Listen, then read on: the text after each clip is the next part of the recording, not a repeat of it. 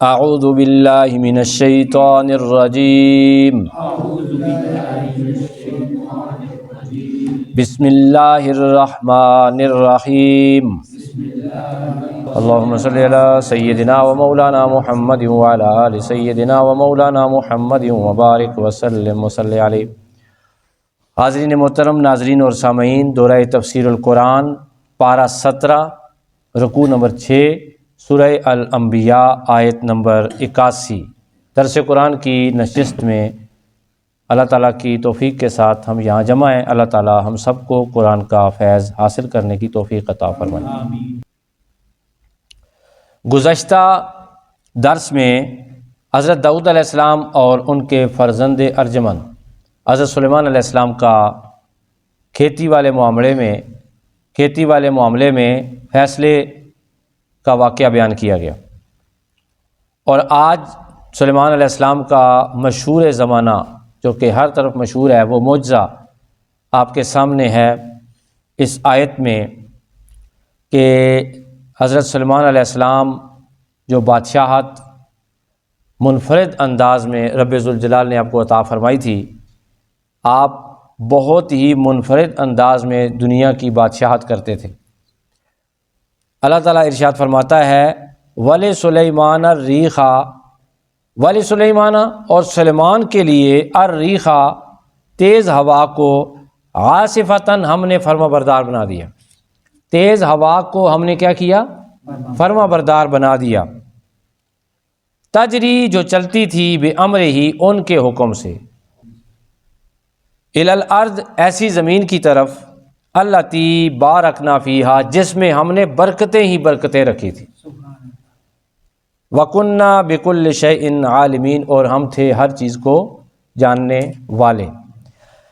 اچھا، اس آیت میں حضرت سلیمان علیہ السلام کا معجزہ بیان کیا گیا ہے کہ ہوا آپ کی بات سنتی تھی، ہوا اپنی مرضی نہیں کرتی تھی۔ ہوا جب بھی چلتی تھی حضرت سلیمان علیہ السلام اسے حکم دیتے تھے آہستہ چل تو وہ آہستہ چلتی تھی، آپ جب حکم دیتے تیز چل تو وہ تیز چلتی تھی۔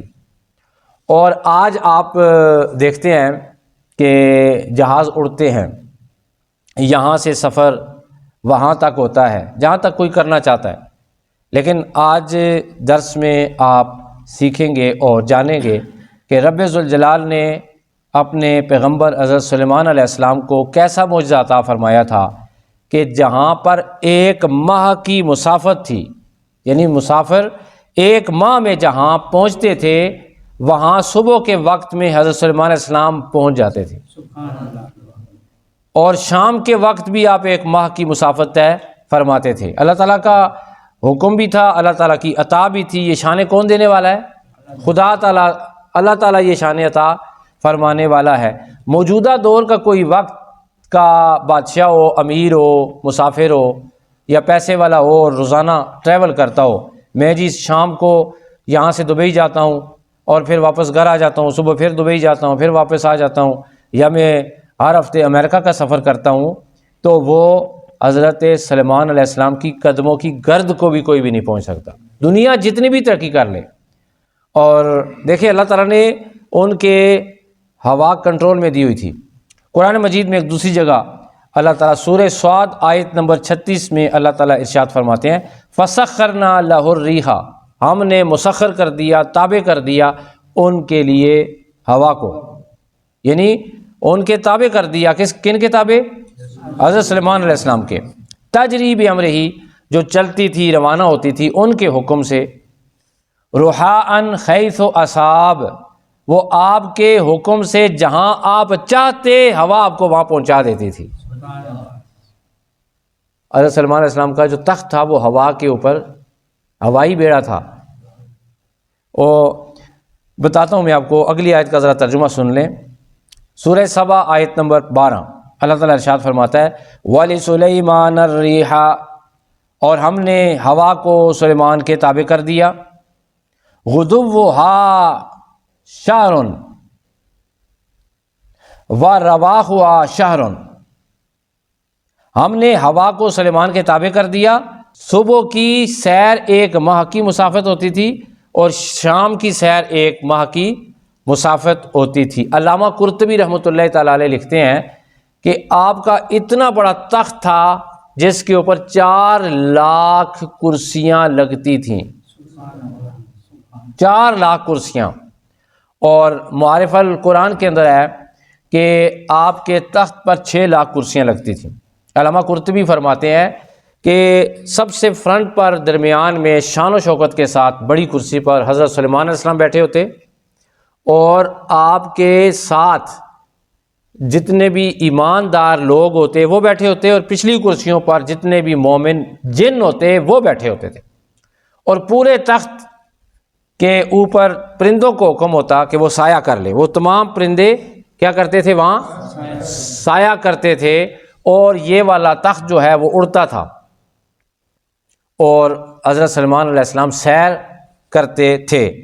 جنات تھے، انہوں نے ایک شہر تعمیر کیا تھا، تدمر نام تھا اس کا شہر کا، وہ شام کے مضافات میں تھا، تو 1 ماہ کی مسافت پر تھا۔ تو حضرت سلیمان علیہ السلام رات کو جب واپس آتے، ٹھیک ہے، تو اپنے علاقے میں واپس آ جاتے، اور صبح جاتے تو 1 ماہ کی مسافت صبح کے تھوڑے سے وقت میں آپ طے کر لیتے، اور بعض اوقات آپ دوپہر کو درمیان میں رک کر قیلولہ بھی فرماتے تھے۔ یہ شانیں ہیں جو اللہ تعالیٰ نے حضرت سلیمان علیہ السلام کو عطا فرمائی۔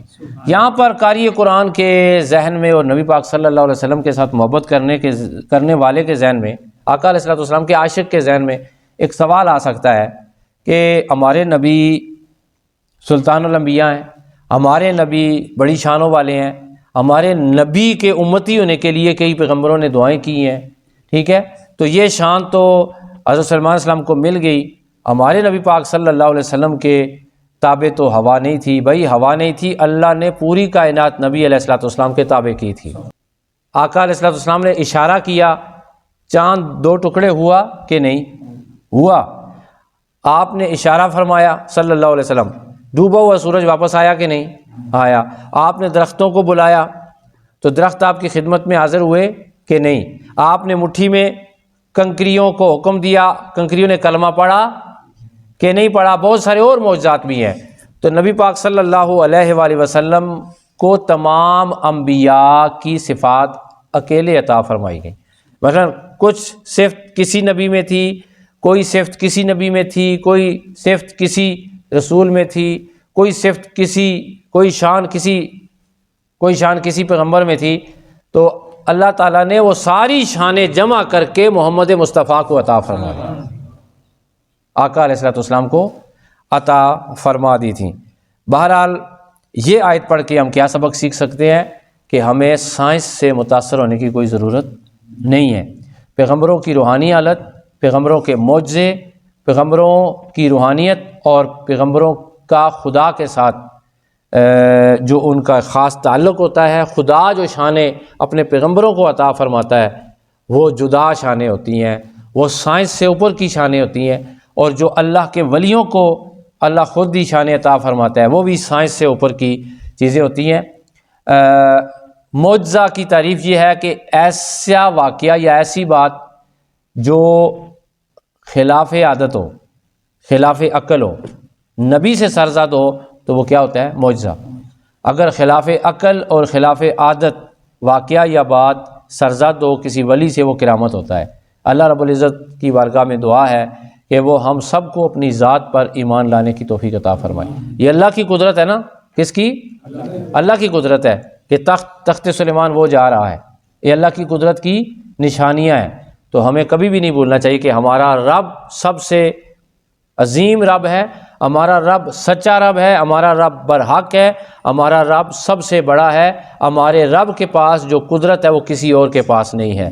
وآخر دعوانا ان الحمد للہ رب العالمین۔